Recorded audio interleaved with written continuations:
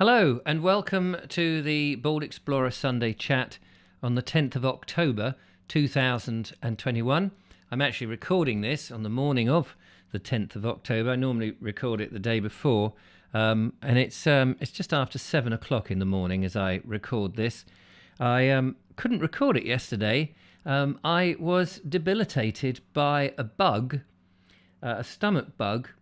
Now, Julia also suffered this, and we've been in touch over the evening on WhatsApp because she had exactly the same and was suffering pretty much the same as me, but an hour different. And we think that little Joe must have picked it up because the kids are picking up these things and passed it over. Julia came over yesterday and we took him down the park, and I had him on my shoulders and was playing with him and all of that. So I understand it's called the norovirus, something like that. It's a vomiting and diarrhea virus or stomach bug. And it had me from 4 o'clock in the afternoon until, well, late into the evening, pretty much vomiting and suffering from diarrhea. I won't go into the gruesome details, except to say that at one point I did think that I was going to collapse, and I lay down on the bathroom floor, and this process carried on both ends at the same time. It was not fun, I can tell you. I did think I was actually going to pass out, but now I'm very fit ordinarily, so it was quite a shock that I had it quite as severe as it was. I'm not feeling brilliant this morning, as you can imagine. After the main evacuation of the body, I was incredibly cold, couldn't warm up, and was shaking. I managed to have a hot bath. So luckily, there was some still hot water in my system. I hadn't managed to light the Essie, so that's how I heat my water up. But there was still water in the system, so I did have a hot bath, cleaned everything up, and staggered into bed. And for some reason, I kept thinking I hadn't done one of my Vobes shows in the evening and not told anyone.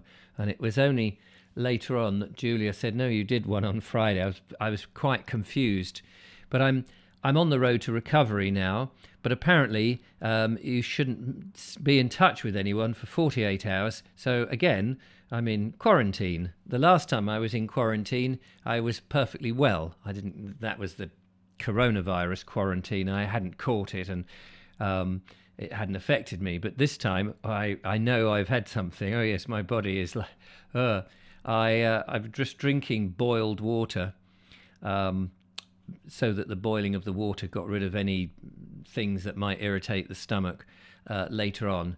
And I can tell you I was extremely hungry through the night because everything I'd eaten had come up. Anyway, I'm all right, so please don't worry. And I just felt I ought to do the Sunday chat because people might think, hello, what's happened to him? Perhaps he's died. No, I'm still here. So now the lovely Anne Eastwood came over yesterday, and I'm hoping that she has not got anything. She didn't really touch Joe. There was a brief moment when she was with him, when we were sitting outside. I think I probably picked it up from Joe when I was carrying him and going down the park, and it acted pretty quickly. Anne came over because she very kindly had offered to sort out my front garden. Anybody who knows me and has seen my front garden, it's a very tiny little front garden. I live in a 2-up, 2-down terraced, Victorian terraced house with a garden that is, I guess, about 4 foot by 8 foot, something like that. It's not terribly big. And I'd planted some wild seeds of Andrew Norris, who'd sent them over to me a year ago. And I think some of them had come up, but a number of other things like mint, other things that had self-sown came up. Poppies, which I'd planted the year before, came up. And my hollyhocks had come up and gone a little bit ballistic, very high, but they were blown down in one of the storms that we had and were reaching out towards the pavement. And in the end, they were so irritating to people passing that I had to trim them down. Well, lovely Anne has sorted out my garden, made it look amazing, and she planted some extra plants in there. It's going to be a riot of colour. It was a beautiful day yesterday, and even as she was working and I was making cups of tea and stuff, we could see that bees and various other insects, and even a little mouse who was living in the garden was there. So it was most charming. So thank you so much, Anne. I really appreciate it. Of course, I was going to take a photograph to show you, and I meant to do it the minute I got back from the park. But once we came back from the park, Julia said, I feel rough. And I said, yeah, do you know what? I feel rough. She went home. I lay down. And then before I knew it, I was running to the loo. And after that, it's quite... I'm quite oblivious, really, of what happened. I just know that, went through an ordeal that I'd rather not go through again. Now, today, I was supposed to be going to see Ian McCagan on his field, and the plan was to take Julia, and we were going to mow the lawn, plough up a little part of his field. Julia was going to drive the tractor, and then we were going to sow some wildflowers for next year with a project that we would go back to look at the wildflowers and the insects and see how it all went. However, I'm not going to do that because Julia advised me that even if and I'm still a bit shaky, I can tell you, but I'm probably still, infectious, that you have to wait 48 hours before you see anyone. Fortunately, I have been to the supermarket and bought necessary food, which I was going to have last night, which I didn't have last night. I made Anne and Julia, when they were here, some soup. Well, that was flying up, as you can imagine, soup and bread. That came up. So I haven't really eaten anything. I'm feeling a bit rough. So I should probably go back to bed today and take it very easy, do some reading and that kind of thing. I wanted to say thank you also to people who'd made some fascinating and interesting comments on my video about the history idea that I've been thinking about last year and wasn't really sure how to do it. And then I've got a sort of vague idea. I may have oversold the concept of using characters because a couple of people have been in touch. One saying, I've got some old Action Man figures. I wonder if you could use those to help set up your little scenes and use your for stop frame animation.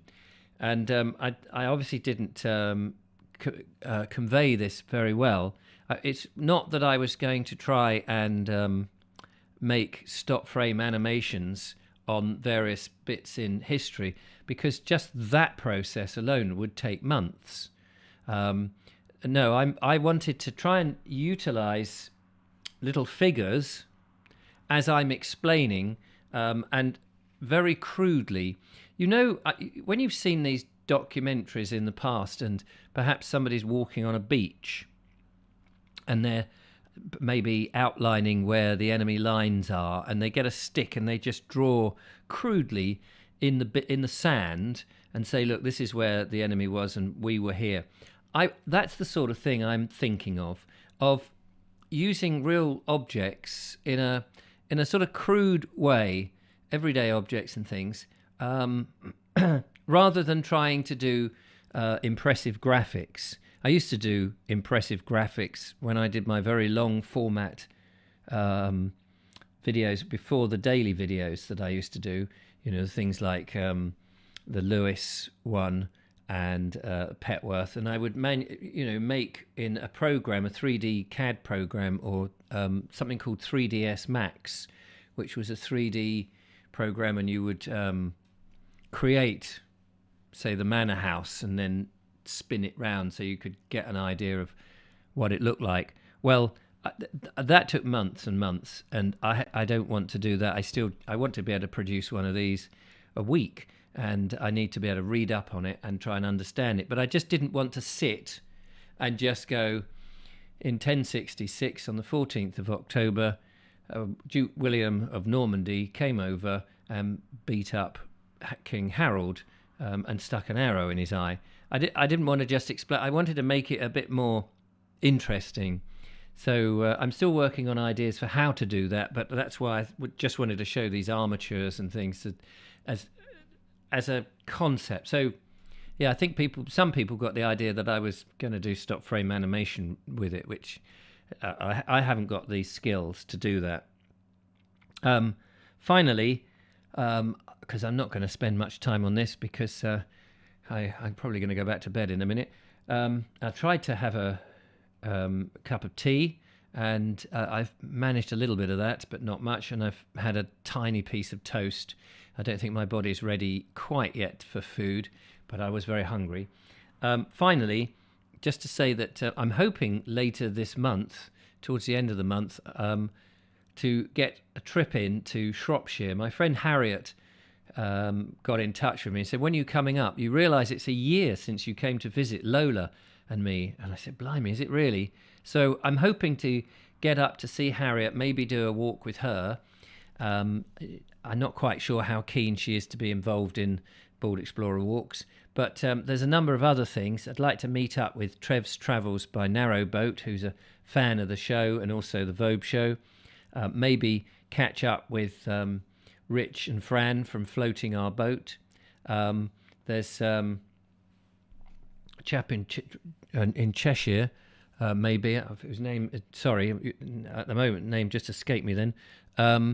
And a couple of other things that I may try and pin down, if I can, and stay in the van, even though it's going to be the winter nights drawing on and all of that. So I'm hoping that one can do that, but we'll see how we go. Anyway, the first thing I need to do is get myself back to fitness, which I will. I'm absolutely convinced. But by tomorrow, I'll be fine. And I hope to have a video for Tuesday. Just to remind you, I'm mainly trying to do 3 videos a day now because of these longer formats. So Tuesdays, Thursdays, and Saturdays. But if I don't manage to get one out tomorrow, it's because I've had another bout of this rubbish. I hope that you all have a great day. I hope that Anne, you are okay and didn't catch it. And I will catch up with you soon. Take care. Thanks for watching and enjoy your Sunday. Bye-bye for now. Bye-bye.